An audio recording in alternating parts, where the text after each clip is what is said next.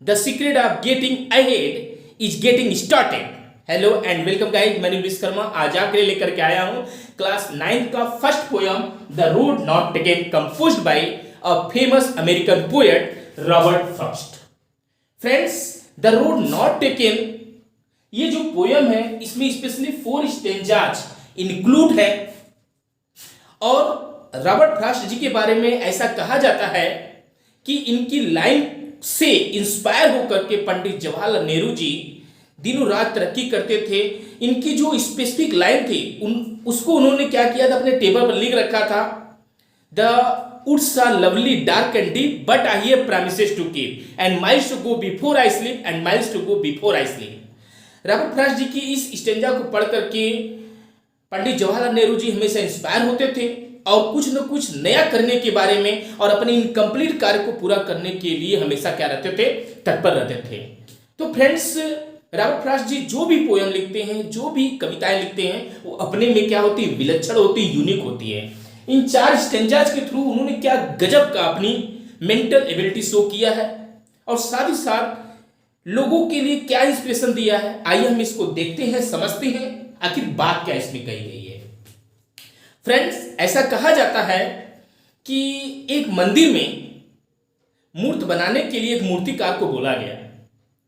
तो मूर्तिकार क्या किया कि जंगल में गया और जाकर के वहां से 2 बड़े बड़े पत्थर लेकर के आया और मूर्ति बनाने के लिए जब उसने पहले पत्थर पर है ना छेनी हथौड़े से वार किया तो पत्थर में से आवाज आती है, I can't bear this pain, please मेरे पर हथौड़ी मत चलाओ, छेनी मत चलाओ, I can't bear this pain, मैं इस दर्द को सह नहीं सकता। तो फ्रेंड्स, उसने क्या किया, उस मूर्तिकार ने उस पत्थर को छोड़ दिया। फिर उसने क्या किया, दूसरे पत्थर पर छेनी हथौड़ी से वार करना चालू किया और पूछा, डू यू फील पेन? तो दूसरा पत्थर बोलता है, yes I feel extreme pain but be continue, no problem, I can bear this pain. तो फ्रेंड्स, मूर्तिकार ने क्या किया, छेनी हथौड़ी से उसको क्या किया, एक मूर्ति में, एक बहुत ही सुंदर मूर्ति में उसको कन्वर्ट कर दिया। और उसके बाद जब वो उस मूर्ति को लेकर के मंदिर की तरफ जाने लगा तो उसको लगा कि अरे यार, ये जो पहला वाला पत्थर इसको भी ले चलते हैं, इसका भी कुछ यूटिलाइजेशन हो जाएगा, उपयोग हो जाएगा। तो दैट्स वाई फ्रेंड्स, दोनों पत्थर को लेकर के वो चल दिया। पहले पत्थर को उसने ले जाकर के मंदिर में स्थापित कर दिया और दूसरे पत्थर को मंदिर से बाहर रख दिया। सोचा कि लोग आते हैं मंदिर में, नारियल चढ़ाते हैं, कम से कम ये पत्थर पे लोग नारियल फोड़ेंगे। तो फ्रेंड्स, क्या हुआ कि मंदिर के अंदर जो पत्थर गई वह एक मूर्ति बन गई, उसका पूजा होने लगा और वो वहां से मुस्कुरा रही है। और जो पत्थर बाहर पड़ा हुआ है, जिसके ऊपर 5-5, 10-10 मिनट के बाद आते हैं लोग, तड़ाक तड़ाक से मार मार के क्या करते हैं, नारियल को फोड़ते हैं। वह दर्द बार बार महसूस करता है, उसको बार बार चोट लगती है। तो सोचता है कि काश उस दिन दर्द सह लिया होता तो आज न सहना पड़ता और अंदर में जो मूर्ति है उसकी जगह मैं बैठा होता। तो कहने का मतलब ये फ्रेंड्स, अपॉर्चुनिटी दरवाजे पे नॉक करती है, जो इसको रिकॉग्नाइज कर लेगा, है ना, उसका तकदीर बदल जाएगा और जो रिकॉग्नाइज नहीं कर पाएगा उसकी किस्मत जो है बदतर हो जाएगी। तो फ्रेंड्स, इस छोटी सी मोटिवेशनल स्टोरी के द्वारा मैंने what is the theme of this poem बतलाने की कोशिश की है और साथ ही साथ इस छोटी सी इंस्पिरेशन स्टोरी से ये चारों स्टेंजा बखूबी एक्सप्लेन हो जाएंगे। ओके फ्रेंड्स, तो आइए देखते हैं फ्रेंड्स। पहले फ्रेंड्स हम इसकी समरी को समझते हैं। जो मैंने आपको बतलाया उसको शॉर्ट करने, चारों स्टेंजाज की समरी को आपको मैं एक्सप्लेन कर दे रहा हूं। उसके बाद इसकी थीम भी बतला देता हूं, सेंट्रल आइडिया भी। उसके बाद स्टेंजा बाय स्टेंजा एक्सप्लेन कर देता हूं। आई थिंक यह पोएम आपके लिए बहुत ही इजी हो जाएगा। ओके, आइए देखते हैं friends. The road not taken मतलब वह रास्ता जिसको चूज नहीं किया गया, सिलेक्ट नहीं किया गया, एप्ट नहीं किया गया। One day the poet was walking through a yellow forest. एक दिन कवि रॉबर्ट फ्रॉस्ट क्या कर रहे थे, एक येलो फॉरेस्ट से होकर के जा रहे थे, पैदल चलते चलते एक येलो फॉरेस्ट में पहुंचे। येलो फॉरेस्ट मतलब कहने मतलब ये फ्रेंड्स कि पत्तियां पीली पड़ गई हैं, अर्थात ऑटम का समय है, और सर्कमस्टांसेस है। तो वह येलो फॉरेस्ट की तरफ पहुंचे चलते चलते। He came to a spot both of them looked equally attractive. उसके बाद फ्रेंड्स वह एक ऐसी स्पॉट पे आए जहां से दो रास्ते उनको दिखाई दे रहे थे और दोनों रास्ते इक्वली अट्रैक्टिव दिखाई दे रहे थे। ऐसा लग रहा था कि इस पे भी चला जाए, ऐसा लग रहा था कि इस पे भी चला जाए। दोनों रास्ते अपनी तरफ अट्रैक्ट कर रहे थे, लेकिन वो उनके माइंड में क्या हुई, एक असमंजस्य की स्थिति होगी, सीधी शैली की स्थिति हो गई, या बोलना चाहिए डिलेमा, मेंटल कंडीशन होगी। वो जस्टिफाई नहीं कर पा रहे थे कि किस रास्ते पे चला जाए। अर्थात फ्रेंड्स, हमारे नसीब में भी, हमारे लाइफ में भी, हमारे करियर में भी ऐसा होता है। हम ऐसे चौराहे पे जाकर खड़े होते हैं जहां से दो अट्रैक्टिव रास्ते दिखाई देते हैं, समझ में नहीं आता कि किधर चला जाए। एक रास्ता इजी होता है, एक रास्ता हार्ड होता है। एक रास्ता इजी तो है लेकिन वो अनसक्सेस की तरफ ले जाता है, एक रास्ता हार्ड है जो सक्सेस की तरफ ले जाता है। तो फ्रेंड्स, यह चूज करना पड़ता है कि किस रास्ते पर चला जाए। तो रॉबर्ट फ्रॉस्ट जी ने क्या किया, the route not taken means easy और अनसक्सेस की तरफ जाने वाले रास्तों को चूज नहीं किया, बल्कि उस रास्ते को चूज किया जो कि हार्ड था लेकिन राइट था, सक्सेस की तरफ लीड करता था। उस रास्ते को उन्होंने चूज किया। ओके फ्रेंड्स, आइए देखते हैं friends. He came to a spot, both of them looked equally attractive। मैंने इस लाइन बतला दिया। It was difficult to decide which road to take। कवि के लिए बहुत ही डिफिकल्ट हो रहा था डिसाइड करना कि किस रास्ते पर चला जाए, है ना। विच पाथ को क्या किया जाए, चूज किया जाए। Okay friends, one of roads was more grassy, और एक ऐसा रास्ता था, उन्होंने एक रास्ते के बारे में बताया। जैसे एक रास्ते को उन्होंने चूज नहीं किया, दूसरे रास्ते के बारे में बता रहे हैं कि वो ग्रासी था। ग्रासी मतलब घास युक्त था, मतलब उसमें बहुत कम लोग चले थे, है ना फ्रेंड्स। और आगे देखते हैं friends, obviously few people had walked on that road। Obviously मैंने आपको बताया कि उस रास्ते पे बहुत कम लोग गए थे, जिसकी वजह से वहां की जो घास थी वो पैरों द्वारा रौंदी नहीं गई थी। और दूसरी तरफ फ्रेंड्स क्या गए थे, जो घास थी वो पैर के द्वारा रौंद दी गई थी, मतलब वहां पर ग्रीन ग्रास नहीं थी, है ना फ्रेंड्स, या ग्रास का वजूद ही नहीं था। आगे देखते हैं फ्रेंड्स,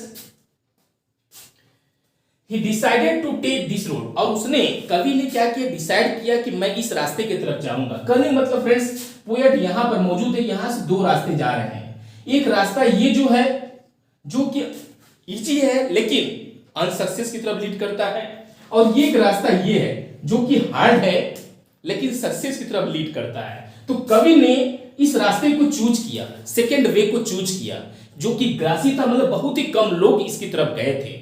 कवि ने डिसाइड किया कि इधर कम लोग गए हैं, इसका मतलब ये हार्ड है लेकिन सक्सेस की तरफ जरूर जाएगा, है ना फ्रेंड्स। कहते हैं कि विकट परिस्थितियों में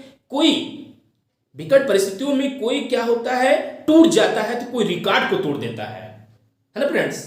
तो यही चीज है, ये विकट जो परिस्थिति है, जहां पे हार्ड सिचुएशन है, उसकी तरफ ये बढ़ रहे हैं। इससे इनकी क्या पता चल रही है, इनकी करेजियस नेचर की पता चल रही है, बोल्ड नेचर की जानकारी मिल रही है ना, और प्रॉब्लम फेसिंग नेचर की जानकारी मिल रही है। आगे देखते हैं friends, he thought he would walk other road some other day। और उन्होंने सोचा कि आज मैं इस रास्ते की तरफ नहीं जाऊंगा, बल्कि इस रास्ते की तरफ जाऊंगा। इस रास्ते पर मैं कभी भी जा सकता हूं। कहने का मतलब ये फ्रेंड्स, उन्होंने अपनी जर्नी हार्ड टू सिंपल, है ना, करने की कोशिश की, ट्रेवल करने की कोशिश की। उनका कहना है सबसे पहले मैं हार्ड चीज को करूंगा, है ना, सिंपल चीज पे तो मैं कभी भी जा सकता हूं, है ना फ्रेंड्स। क्योंकि क्या होता है friends, early stage of life में बॉडी में एनर्जी ज्यादा होती है, इस वजह से क्या करना चाहिए, पहले हमको हार्ड चीज को कर लेना चाहिए। देखिए आप फ्रेंड्स, देखते हैं कि बहुत सारे लोग पढ़ लिख करके निकलते हैं, लेकिन कुछ ही लोग बड़े पोस्ट में जा पाते हैं, अपना नाम कमा पाते हैं, और कुछ लोग डिग्री लेकर के क्या रहते हैं, बेरोजगार घूमते रहते हैं। मतलब कहने का मतलब फ्रेंड्स, ये रास्ता इजी था लेकिन अनसक्सेस की तरफ ले गया, ये रास्ता हार्ड था लेकिन सक्सेस की तरफ ले गया। तो रॉबर्ट फ्रॉस्ट जी अपनी इस पोएम के द्वारा यही चीज बताना चाह रहे हैं कि द रूट नॉट टेकन, मतलब do not follow that road which will lead to unsuccess. Okay friends, आगे देखते हैं। But it was impossible ever to return up to that road. मतलब कहने मतलब है, उन्होंने ये बतलाया कि यदि मैं इस रास्ते की तरफ चला जाता तो अनसक्सेस को फॉलो करता, फिर लाइफ में दोबारा कभी सक्सेस नहीं हो पाता, और इधर मैं गया सक्सेसफुल हो गया। ठीक उस तरह से फ्रेंड जो मैंने आपको बताया, दूसरे पत्थर की जो मूर्ति बन गई है ना, अब उसका हमेशा उपयोग होगा, वो जहां भी जाए, मूर्ति जहां पर भी स्थापित होगी उसका पूजा होगा। लेकिन फ्रेंड्स, वो बाहर वाला जो पत्थर है ना, उसको क्या किया जाए, बार बार पीटने का काम किया जाए, उस पे पीट पीट के उसको टुकड़े टुकड़े कर दिया जाएगा। मतलब एक पत्थर चोट खा के कंकड़ कंकड़ हो गया और एक पत्थर चोट सह के संकट संकर हो गया। आई देखते friends, now he thinks of that road wishfully, और उस रास्ते को बहुत ही विशफुली, बहुत ही वाइजली, है ना, उसको जस्टिफाई करता है। He wonders that would have happened if he had taken that road, और उसके बाद सोचता है कि इस रास्ते पर मैं गया, सक्सेसफुल हो गया, लेकिन यदि मैं उस रास्ते की तरफ गया होता तो मेरी लाइफ का क्या हुआ होता, आज मैं कहां पर होता। तो कहने का मतलब ये फ्रेंड्स, जो आपको रास्ता इजी लगता है लेकिन रॉन्ग है, उसकी तरफ मत जाइए, और जो रास्ता हार्ड लगता है लेकिन राइट है, उसकी तरफ जाइए। मतलब कहने का मतलब फ्रेंड्स, हमारी लाइफ में अनकंफर्ट जोन है और कंफर्ट जोन है। कंफर्ट जोन को छोड़िए, अनकंफर्ट जोन की तरफ जाइए, क्योंकि आज की सजा कल बनेगी मजा, और आज की मजा कल होगी सजा। आगे देखते हैं फ्रेंड्स, स्टैंजा 1 को देखते हैं फ्रेंड्स। स्टैंजा 1 में इतना मैंने आपको जो बतला दिया फ्रेंड्स, और जो इंस्पिरेशन स्टोरी बतलाया उसके द्वारा आई थिंक ये स्टैंजा एक्सप्रेशन काफी आसान हो जाएगा। देखिए friends, two roads diverged in A yellow would, दो रास्ते थे जो क्या जा रहे थे, येलो वुड की तरफ जा रहे थे। मतलब ऑटम का सीजन था, जो क्या बोलना चाहिए, फॉरेस्ट था, एकदम पीला पीला दिखाई दे रहा था, मतलब पतझड़ का समय था। And sorry I could not travel both, और मैं सॉरी बोलता हूं कि मैं दोनों रास्ते पर नहीं जा सकता। क्यों नहीं जा सकता? एंड बी वन ट्रेवलर्स, मैं अकेला हूं, अकेला यात्री हूं, दोनों तरफ कैसे जाऊंगा, है ना, या तो इस रास्ते पे जाऊंगा या तो इस रास्ते पे जाऊंगा, है ना, इधर आर की बात है friends. Long I stood and look down on as far as I could, उसके बाद मैं वहां काफी देर तक खड़ा रहा और देखता रहा कि कौन सा रास्ता कहां तक जाता है। मतलब जहां तक रास्ते मुझे दिखाई दे रहा था, मैंने डीपली वॉच किया, इधर भी देखा उधर भी देखा, है ना, सडनली को डिसीजन ले लिया, काफी देर तक वहीं खड़े होकर के फैसला लिया कि यह रास्ता सही होगा कि यह रास्ता सही होगा। To where it bend in the undergrowth, और उसके बाद मैं उस रास्ते की तरफ निहारते चला गया, जो कि आगे चल के क्या होती, अंडर ग्रोथ की तरफ, जैसे श्रब की तरफ जाके की एंड हो रही थी। कहने का मतलब ये फ्रेंड्स, शुरू में मतलब ये लग रहा था कि ये नैरो पाथ है, आगे चल करके मतलब ये बहुत कॉम्प्लेक्स हो जाएगा, बहुत ही डिफिकल्ट हो जाएगा, लेकिन मैंने अंडर ग्रो करने की कोशिश की, दूसरे पाथ को मैंने चूज किया। स्टैंजा 2 के बारे में बात करते हैं friends. Then took the other, उसके बाद बताया जा रहा है, कवि क्या बोल रहे हैं कि हमने दूसरे पाथ को चूज किया, ये हमारा पहला पाथ था और ये दूसरा पाथ। पहले पाथ को उन्होंने चूज किया, just as fair and having perhaps the better claim, और उनके हिसाब से यह इस पाथ को चूज करना इससे कहीं ज्यादा बेहतर था, बेटर क्लाइम था। बिकॉज इट वॉज ग्रॉसी, क्योंकि ये ग्रॉसी था, माने बहुत ही कम लोग यहाँ पर गए थे, एंड वांटेड वियर, और इस माने ये भी चाहता था कि मेरी तरफ जो लोग बढ़े, ये पाथ भी चाह रहा मेरी तरफ लोग बढ़े, लेकिन ज्यादातर लोग इधर ही चले जा रहे हैं। कहने का मतलब ये फ्रेंड्स है ना, हमको भीड़ का हिस्सा नहीं बनना चाहिए, बल्कि भीड़ जिसके लिए जमा हो वो किस्सा बनना चाहिए, है ना friends. Though as for that the passing there had worn them really about the same, कहने का मतलब ये फ्रेंड्स, दोनों रास्ते एक जैसे अट्रैक्टिव दिखाई दे रहे थे, और दोनों रास्ते चाहते थे कि लोग हमारे तरफ बढ़े, हमारे तरफ भी बढ़े, हमारे तरफ भी बढ़ रहे, दोनों अट्रैक्टिव लग रहे थे। लेकिन कवि के हिसाब से लॉन्ग टाइम जब इस जंक्शन पे खड़े होकर के वह मनन किया तो उसको समझ में आया कि सेकंड पाथ इधर right way. Okay friends, third में चलते हैं friends. And both that morning equally ले, और उस सुबह जब वो वॉकिंग करते करते उस जंक्शन पे आया तो उस समय क्या हो रहा था, दैट मॉर्निंग इक्वली ले, वो जो दोनों रास्ते एक समान दिख रहे थे। In leaves no step had trodden black, मतलब ये जो सेकंड पाथवे था फ्रेंड्स, यहां पर जो है ऐसा लग रहा था, देखिए in leaves no step had trodden black, मतलब पूरा रास्ता क्या था, ग्रॉसी था, ऐसा लग रहा था कि कोई भी कदम वहां पे नहीं चले थे। ट्रोडेन ब्लैक मतलब पैर से कुचले नहीं गए थे, पत्तियां अभी भी हरी थी, है ना, मुरझा हरी हरी भरी दिखाई दे रही थी। इस वजह से फ्रेंड्स सेकंड पाथ क्या था, राइट वे था। Oh I kept the first for another day, है ना, yet knowing how way lead on the way, I doubted if I should ever come back.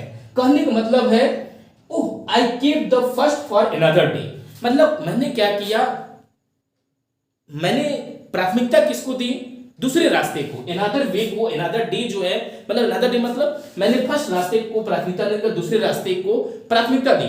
और यहाँ बताया जा रहा है कि yet knowing how way leads on to way I doubted if should I ever come back.